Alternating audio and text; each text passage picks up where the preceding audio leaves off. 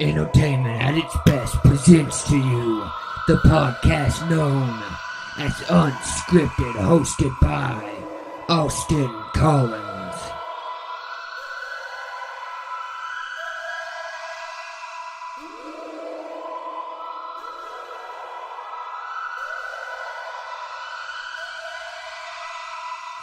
What is up, ladies and gentlemen? I am here for my second ever radio show that you all know as WWE Unscripted. And as to everybody who listened to last week and listened to last night's Greenville Special Edition, if you haven't heard it, check it out on my channel. But everybody who has supported me through this, thank you so much. Means the world. Now let's get started. And real quick, actually, before we get started, I need to say one note, and that is that I know that this is Thursday when this is posted, but I get excited. I can't wait till Friday. So look for my radio shows around Thursday or Friday. It's usually one of those days.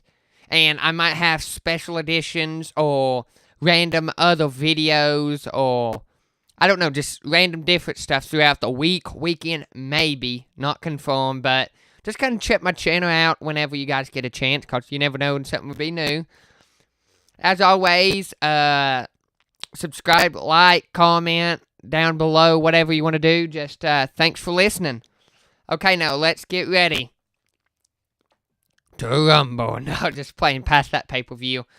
Okay, let's go ahead and get started with Monday Night Raw.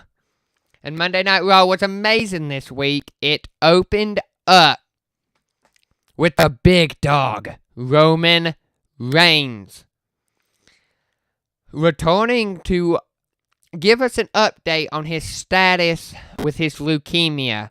First of all, big dog Roman Reigns, we have, me and my family has been saying so many prayers out your way, for the great news, for the whole recovery, just everything, just prayers. And, the good news is, guys, Roman Reigns is in remission. That's just, amazing. It's just amazing. Greatest news that, we could have heard. It's just amazing. And then we're going to go on later into the night. So Roman Reigns announced he's in remission. Then he goes on the stage and Seth Rollins' music hits as Roman's walking to the back. Well, them two hugged it out. They were good. There was no Dean Ambrose, but there was no Dean Ambrose then. But here's the thing. Dean Ambrose challenged Drew McIntyre, interrupted Elias earlier on in the night, and challenged Drew McIntyre to a no disqualification match for later on that evening. And guess what? He had his match, and during that match, well, Ambrose did a dirty deed earlier on when he attacked Elias and interrupted him. Well, this time, Elias smashed Ambrose's hopes of winning that match because he hit Ambrose with his guitar, I believe. He beat him up. Well, it beat Ambrose up pretty bad. All McIntyre had to do was throw him in the ring, Claymore kick, and he's out. A 1, 2, 3. And then Elias, McIntyre, Corbin, and Lashley decides to get in the ring. Not a good idea to beat up Ambrose on the night that the big dog's back, because Roman Reigns is back. And he came, delivered some Superman punches, delivered a big, spiel. Rollins helped him clear house. Them two's fine, and then we kind of saw Dean Ambrose and Seth and Roman have a little stare down. Is this a Shield reunion? Yes. I've called it for about 2 weeks now that Roman was going to come back. I had a feeling. Now he's cleared. Now it's going to happen, like I said. Now we'll get on to fastlane and WrestleMania with that situation a little later on. But another congrats and prayers to Reigns. Now, let's talk about something else, and that is a moment of bliss with special guest Finn Balor, Intercontinental Champion. So Balor's out here and Lio Rush interrupts. Well, Balor kind of twists kind of turns the tables, kind of twist what Lio Rush was trying to say, and ended up Bliss saying, "Why are you not man enough for it?" And that ended up getting Lio Rush to challenge Finn Balor right there, right then, for the Intercontinental Championship. And Lio Rush is the one who got pinned and lost Lashley's championship. He was out there to get Lashley a rematch, but then somehow got himself tricked into a Intercontinental title match for himself. So we had that amazing match. Finn Balor attaining. Thank goodness for that. And then Lio Rush goes to the back. Well, Lashley was not happy. He said, "What are you doing out there?" He was talking about how he went to get Lashley a title match and he ended up getting a match for himself. Does he have his back because he's about to have a match with Braun Strowman? Lashley is. And Rush says, "Yeah, you can trust me." Well, actually, Lashley asked if he could trust him, and he said, "Yeah." So, we seen that happen backstage, and then they come out. Well, the match didn't even start. And Braun Strowman makes his way to the ring. Raw, mad. Beats up Lio Rush. Beats up Bobby Lashley. Gets the best of them two men on that given night. And we saw Braun just slug it out with Lashley kind of little. Just a big brawl. Strowman ended up getting the better half of it. But we also saw something happen, and that's Corbin made a mistake backstage. He actually admitted to saying the comments of he hopes Roman Reigns never returned to a WWE ring. Well, guess what? He should have said it then. He should have even suggested anything now about it. Even brought it back up. So, good luck, Corbin, on that. Not really. And you do need the luck. We saw Bayley, yes, one half of the first ever WWE Women's Tag Team Champions. We saw her get a win against Nia Jax ahead of the Boss and Her Connection's first ever title defense against Nia and Tamina at Fastlane, and Bayley pinned Nia. We also saw, and just a congrats on that, Bayley, for that victory. We saw the big dog is back. So this changes a lot of stuff. We did see that. I just discussed it. But I want to talk about something that's Ricochet and Aleister Black teamed up and pinned the top tag team of Monday Night Raw in the Revival. And they did it pretty flashy, if I must say myself. Pretty impressive way of doing it. A lot of high-flying antics. Well, they faded to black. And Ambrose wanted another shot at McIntyre, like I said, and he got it. He lost the match, so I don't know where that's going to go with him and McIntyre. Oh, I actually do. I just remembered. Yeah, like I said earlier, we'll talk about it a little later on. Ronda Rousey laid down the Raw Women's Championship after Stephanie McMahon and Vince. After Vince McMahon refused to come out after Ronda's tag match, and Stephanie McMahon refused to reinstate Becky Lynch because Ronda Rousey and Natalya was in a tag team match against the Riot Squad. Becky Lynch comes out from over at the Timekeeper's area, gets past security, starts beating Ronda with a crutch once again. Them two brawl. Becky Lynch went to jail. She got arrested. Sorry, please don't hate me for this, WWE Universe, but Becky was warned. Becky Lynch was told if she showed up again, so that happened. And then Ronda was furious, and, well, Ronda Rousey laid down the Raw Women's Championship. We'll talk about the championship a little later on, about what's going to happen with that now. We saw Ric Flair, his 70th birthday celebration. Congrats. Happy birthday, Rick. One of the greatest. And it was ruined. It was destroyed by the animal. And that is a returning Batista. Where did Batista come from? I thought Triple H and Batista was good on SmackDown 1000 when Batista reminded Triple H, you've never beat me one-on-one. But apparently not. So I think we're going to see that at Mania now. It'll be amazing, Batista and Triple H. I will be on Triple H's side for that. But really glad to see Batista back. Now, I want to note real quick with the Ric Flair situation with Batista. Ric Flair tweeted out and said, I want to thank WWE for throwing such a wonderful birthday celebration with some of my closest friends. As for @Dave Batista, be careful whose party you crash, big man. Woo! So, could we see Ric Flair back in a ring? I think he could still, he could still do it. I don't know if that was just towards because he knows Triple H is going to beat him. I don't know. Well, that'll go with the whole evolution thing because Randy Orton's on SmackDown. That would be amazing if Randy Orton was involved too, though. So let's talk about after Raw, though, went off the air.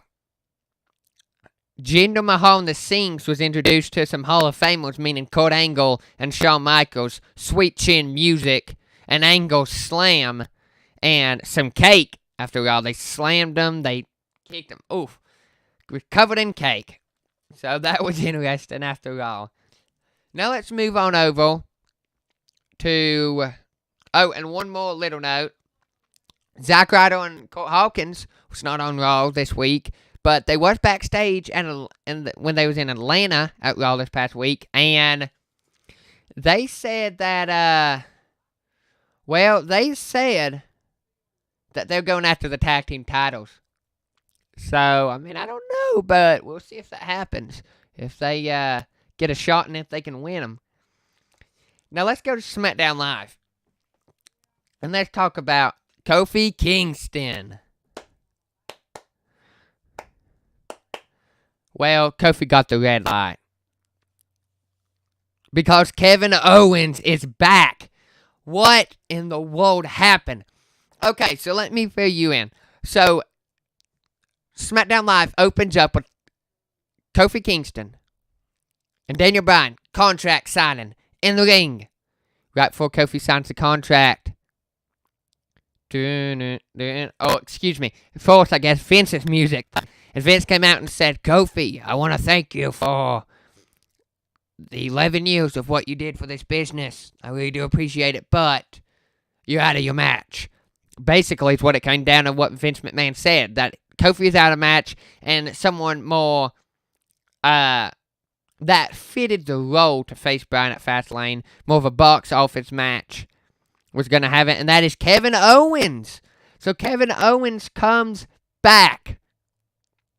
And backstage in an interview, Kevin Owens gave Kofi Kingston the credit. I mean, he said that he hates that Kofi got the opportunity taken away, but Owens would be not in the right state of mind to refuse that kind of opportunity, and I agree. I mean, who wouldn't take a WWE Championship opportunity right after you come back?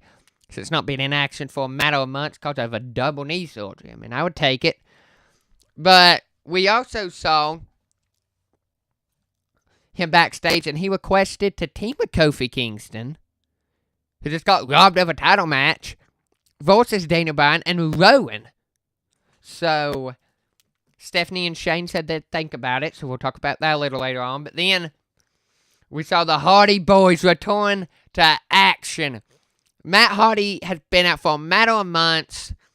Not seen him since last year in the WWE ring due to injury. Excuse me. But they're back. The Hardy Boys returns to Extreme. And Matt Hardy has learned how to deal with the Woken inside him. So he's back to regular. But I mean, I love seeing the Hardy Boys back together. We saw Rusev and Shinsuke take it to Aleister and Ricochet. In my opinion, match of the night for SmackDown Live. And that was the match of the night for SmackDown Live, in my opinion. And it was such a good match. Such a good match. But Rusev and Shinsuke did fade to black and was introduced to the one and only Ricochet. But backstage before that match, Lana was pretty confident they was going to win. So, I mean, I believed she said they was going to win. So I voted for Rusev and Shinsuke. Personal opinion. But they did fade to black and be introduced to the one and only. Moving on. R-Truth lays down a challenge when he asks himself, what would John Cena do with this U.S. title? So he comes out, he does an open challenge. Andrade comes out first. Well, then Ray hits Andrade, runs in the ring. Andrade comes in the ring. And so here it is. Carmella is out here with R-Truth, and of course Zelina Vega, Andrade. And Carmella said, and R-Truth says, okay, here's what I'm going to do. Not challenge you or you. Neither of you get a shot. And Carmella said, but John Cena would be brave. He would face both. So R-Truth said, okay. So R-Truth defended his match in a triple threat match and retained the title. Amazing match. Amazing efforts from Rey Mysterio and Andrade, but Truth retained the match. I mean, fail. We saw KO and Kofi get the match that Kevin Owens wanted. He teamed with Kofi. He did his part, and they defeated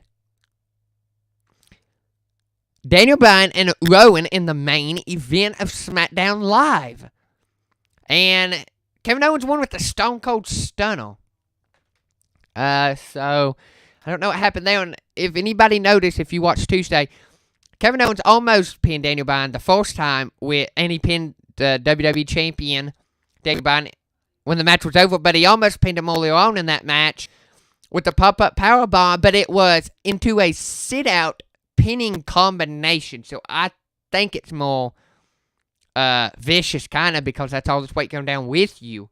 But, so we saw the Queen, Charlotte Flair, to claim her throne because she said that she was going to show up to Monday Night Raw so Vince McMahon could just award her the Raw Women's Championship. I think it's happening, but I don't think she's going to be uninterrupted. Maybe Stephanie will make Charlotte earn it, maybe. I'm not sure. But, I mean, she's going to be at Raw that's coming up Monday, we know that. We saw AJ Styles backstage determined to make SmackDown Live once again the house that AJ Styles built. And Randy Orton was not happy with it. He said the house that AJ Styles what? And there's that. So AJ versus Orton, it's going to be good. Maybe a match at Fastlane, maybe. I'm not sure. Maybe just a match on SmackDown. But I don't think they'll go all the way to WrestleMania with him too. Now we did see a lot of good action though on Monday and Tuesday. But now I want to talk about Fastlane. Cause Fastlane is March 10th, a week from this Sunday. The pre-show starts at 6 p.m. The show starts at 7, and it's only on the WWE Network. Start your free month trial at WWENetwork.com right now to watch that pay-per-view. It's going to be amazing, and that's why we're about to talk about the matches. But first, a little hint on what I think's happening. I think Ember Moon's going to return at Fastlane, or return maybe this coming up Monday and then have a match at Fastlane. Maybe not, but I'm thinking so since she was in the advertisement. Then we're going to see the SmackDown Live Tag Team Championships. The Usos, the 6-time champions, defend against McMiz. I love Shane McMahon. I don't like The Miz. And Miz, if you can hear this, like I said in my Greenville Special Edition radio episode, the ball's in your court, what are you going to do about it? I called you out. Let's see what you do about it. But besides that, I'll be voting for the Usos in that match. We seen SmackDown Live an exclusive interview, Mandy Rose revealed she has a title match, a title shot against Asuka at Fastlane, and I'm voting Mandy Rose. I know that she used some underhanded tactics, but I think she might do the same and beat Asuka once again. Maybe even clean. But I'll be voting for Mandy Rose in that one. The WWE Championship will be on the line. Kevin Owens versus Daniel Bryan. A little reminder before we continue to talk about this. Think about it. Unless the title is defended on Raw or SmackDown or a live event and something changes, the title changes hands, who walks out of Fastlane is most likely walking into WrestleMania as that champion. So the odds is, or the, not the odds, but the importance of it is just so detrimental and so important. Let's talk about Kevin Owens and Daniel Bryan. Kevin Owens is coming back. He's a former United States champion. Oh, excuse me if I was talking fast. I got excited. Daniel Bryan, Kevin Owens held a ton of titles. Daniel Bryan held a ton of titles. Both great in-ring techniques. Bryan holding the WWE Championship multiple times. The World Heavyweight Championship, however you want to say it. He's held the United States Intercontinental multiple times on the Intercontinental. Kevin Owens has held the Intercontinental. I think he's a two-time, I believe. He's held the United States Championship. He beat John Cena for the United States Championship on his first pay-per-view match. His first match inside the WWE. We saw Kevin Owens hold the Universal Championship for a very long time. Amazing run. My personal favorite Universal Championship run as of its history of late so far. These people have held a lot of titles. Daniel Bryan has held the tag team. Both great competitors, but I'm going Daniel Bryan. I'm going Daniel Bryan in that match. Now, one thing, I think it might be the Shield. All three members of the Shield versus Corbin, Lashley, and McIntyre. Maybe they'll wait till WrestleMania. That match will happen, but I don't know if it'll be WrestleMania or if it will be then.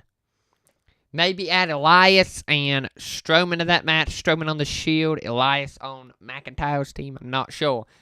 But no, confirmed match we got. It's the Women's WWE Tag Team Championships.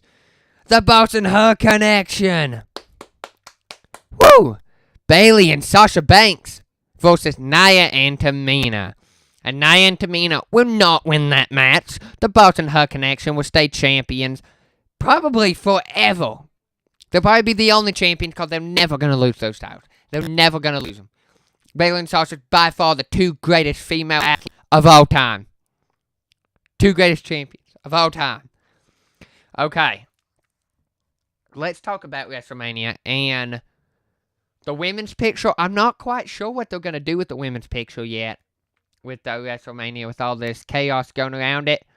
But I do know that I think it's going to be the Shield versus McIntyre, Corbin, and Lashley. If that happens, I've been calling it for about 2 weeks now, like I said. I also think Miz versus Shane will be a match at Mania. Johnny Gargano versus Tommaso Ciampa. Or Tommaso Ciampa and Johnny Wrestling will be in the Andre the Giant Memorial Battle Royal or a tag team match, and they will turn. Ciampa will turn on Gargano, then they'll have their big feud. Something like that. And then I also think maybe the Hardys versus Cesaro and Sheamus. That would be a really good match for Mania. They could put on a really good one.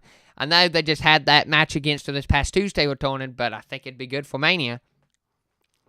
I think Braun Strowman somehow is going to take Seth's place against Lesnar. Brock Lesnar versus Braun Strowman for the Universal Championship. I think it's happening in that WrestleMania somehow. Also, a Four Corners SmackDown Live Tag Team Championship match. I really hope that Gallows and Anderson is in the mix. Please, WWE, if you hear this, please put Gallows and Anderson in a match for the tag titles. They can win them. They will win them if they get the opportunity. And those, my two sweet brothers, if you hear this, voting for you to win your every match. I always vote for you guys. You're my favorite tag team of all time. But let's talk about Gallows and Anderson. I think they might be in a Four Corners SmackDown Live tag team title match if this happens, because I predict it might be, and I think it probably will be, Gallows and Anderson versus the Usos versus the New Day versus Nakamura and Rusev. That could steal the show at WrestleMania. That would be amazing. It's got the potential to steal the show. Now, I believe that is it about WrestleMania. A reminder, April 15th and 16th is the WWE Superstar Shake-Up. First ever international, because it's taking place in Canada. Now, let's talk about Honky Tonk Man is going to be inducted into the Hall of Fame. Well deserved. And I forgot if I mentioned it, so I wanted to include it in my last episode, my first ever.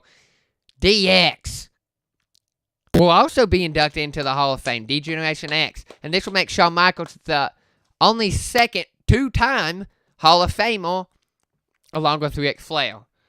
And you know what else there is? There's NXT UK, and that brand has signed 5 new superstars to train alongside all the other NXT UK superstars at the WWE United Kingdom Performance Center in North London. And those 5 superstars is, excuse me if I didn't say your name right, I believe I might be Ilja Rakobo, Oliver Sato, Jay Melrose. And these 2 women competed in the first ever Mae Young Classic in 2017, and that is Kaylee Ray and Jazzy Gabbert. And congratulations to all of them. Now, I want to go to something, and that's something. It's Luke Gallows and Karl Anderson. I want to talk about the club. I wanted to pay a little tribute to my favorite tag team of all time. In my opinion, the greatest tag team in history. No doubt about it. In the ring, on the mic, period. So let's talk about... Well, first I want to give a shout out because thank you guys. Thank you so much, Luke Gallows and Karl Anderson, for everything. I know you know what I mean. For everything. Just, it's meant the world to me. It's been life-changing. Just, thank you guys. Just, thank you guys so much. And also, thank you guys. I noticed that you guys saw my sign, and it was so awesome. For you listeners out here, Karl Anderson and Luke Gallows saw me sitting in the seat. I gave them a little too sweet, and I held up my sign I made. They gave me a too sweet back, pointed at me. That made my night. It was so awesome. And thank you guys so much. Thank you for the autograph on my sign. It is awesome. But so, it made the whole trip worth it. The WWE is worth any trip, but that just put a little cherry on top, because you guys is my favorite of all time. Now, if you can hear this, if Gallows and Anderson hear this, you guys, if you do hear this, I wanted to pay tribute to you guys, my favorite tag team of all time. And for you listeners, I'm still going to say the same thing to you guys too, anybody listening, Gallows and Anderson, listeners, anyone, because they're my favorite of all time. So let's talk about them.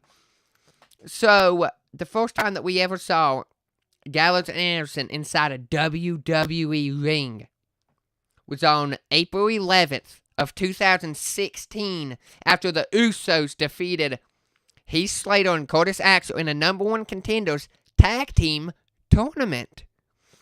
And they attacked the Usos before the Usos could even celebrate a victory. I've loved these 2 straight from the start, right from the start.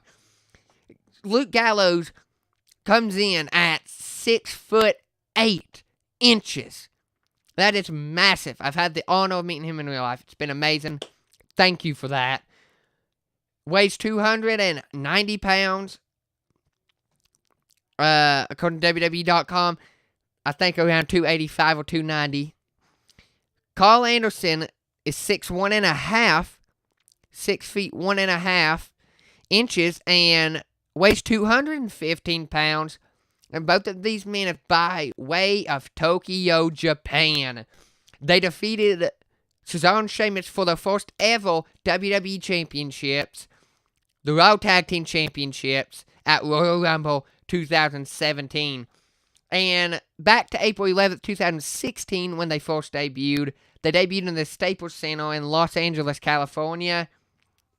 And you know what that means. SummerSlam, and they've made an impact at all pay-per-views, in my opinion. They've been great in all their matches. Live event, Raw, SmackDown, pay-per-view. So just thank you guys. Thank you for entertaining all of us. But I ain't done talking about the club just yet. I want to talk about Karl Anderson and Luke Gallows for a little while, if you guys will listen. And thank you. Okay. So Karl Anderson and Luke Gallows burst onto the scene April 11th, 2016. At this time, Roman Reigns was in, or around this time, Roman Reigns was getting into a feud with AJ Styles after he won the title from Triple H at Mania. So we got AJ Styles and the club, Gallows and Anderson, versus Jimmy and Jey Uso, the Roman Reigns cousins, and Roman Reigns. An amazing rivalry. We've also seen Gallows and Anderson feud with John Cena. We've seen Gallows and Anderson feud with the New Day, the Usos, the Bludgeons. Just, Gallows and Anderson's feuded with so many people.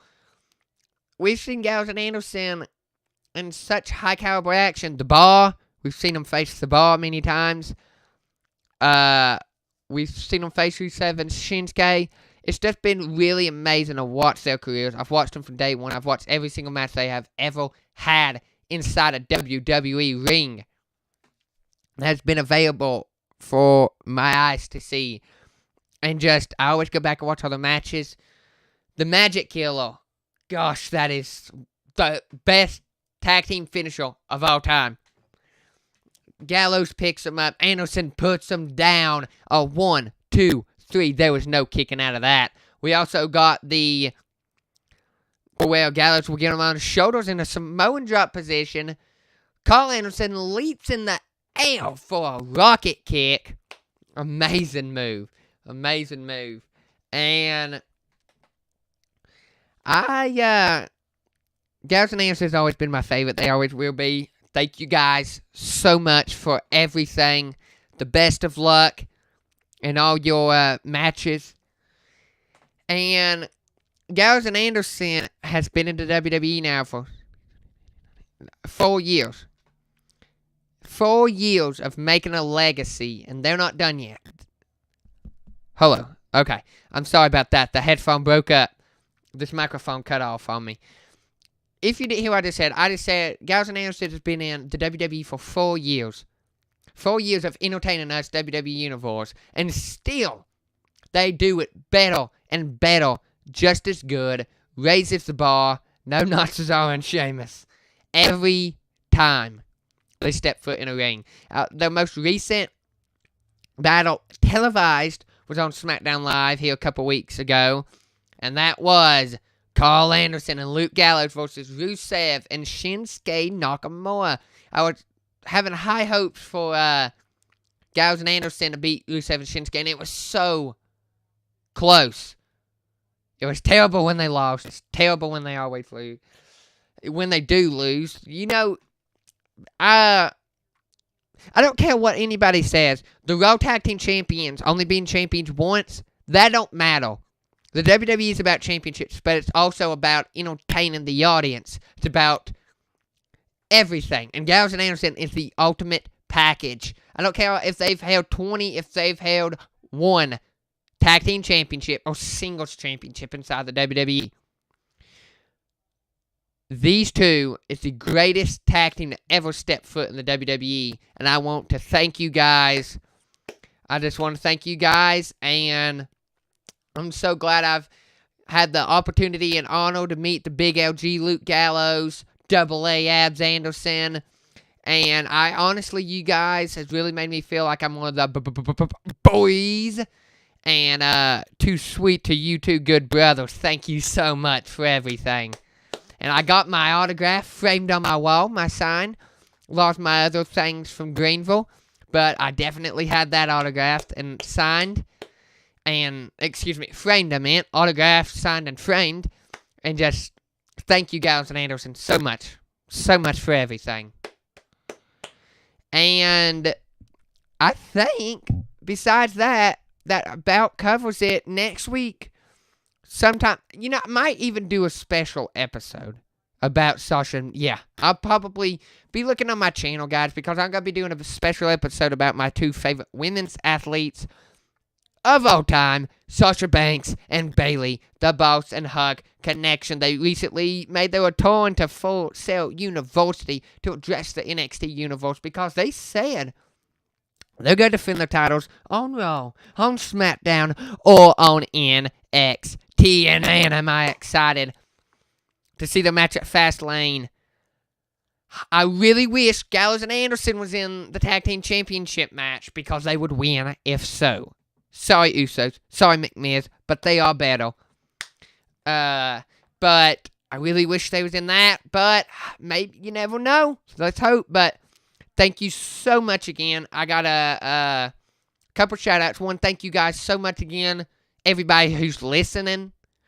Everybody who's liked, subscribed, supported. Just thank everyone. Thank you, WWE, again, so much for coming to Greenville. Just thank you, Vince, Triple H, Stephanie, and a big, big shout-out to all my supporters out there. And just a big, big, big shout-out to Luke Gallows and Karl Anderson, my boys and my 2 sweet, good brothers. Too sweet in the microphone right now. Thank you, guys. Tune in. At random times, I might post something new for you listeners on my channel, WWE Unscripted Radio. And it's the show you all know. And also, The Miz, if you hear this, remember, well, just remember, what are you going to do about me calling you out? Because it's your move. And just a big shout out to Gallows and Anderson again. Thank you guys so much. A 2 sweet to my good brothers. And a 2 sweet to everybody. And I'm out.